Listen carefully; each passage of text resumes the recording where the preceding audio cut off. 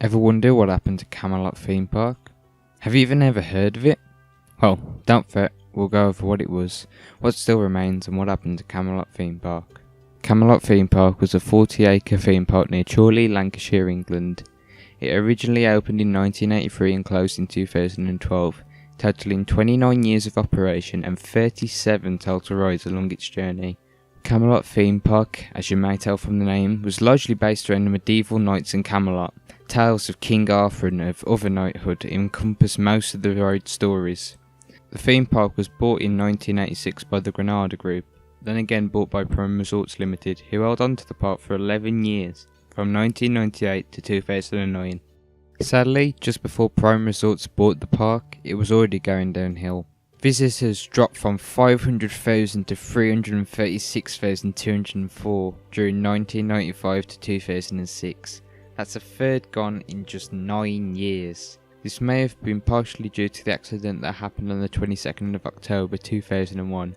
Whilst repairing the tracks, Harry Matthews, who worked at the park, was struck by the gauntlet.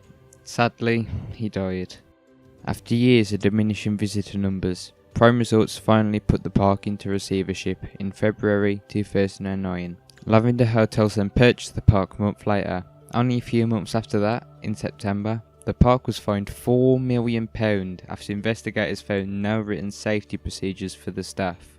Sometime after that, Story Group purchased the park, wishing to develop housing on the land in the future. In the meantime, they leased the park to Knights Leisure, who operated the theme park. A boy sadly fell from the Excalibur 2 ride, but luckily survived. Finally, in November 2012, Knights Leisure and the Story Group decided to cut the cord and close the park.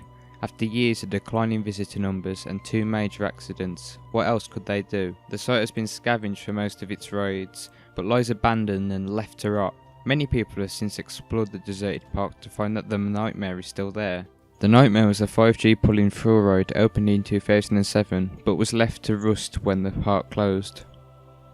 After a long time of abandonment, Story Group finally tried to get planning permission to develop 420 houses on the land in August 2014. Much to their disappointment, the Chorley Council unanimously rejected their application. Due to the land being within the Greenbelt. The Greenbelt, you may ask? Well, a Greenbelt is a section of land which has been untouched and is kept untouched to promote nature and to stop the urban sprawl and to prevent deforestation. It's like a no-fly zone for planes, only a no-build zone for developers.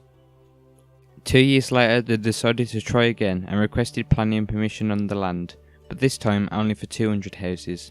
Chorley Council is still yet to decide whether to let them develop or not. For now, what's left of Camelot Theme Park isn't very much.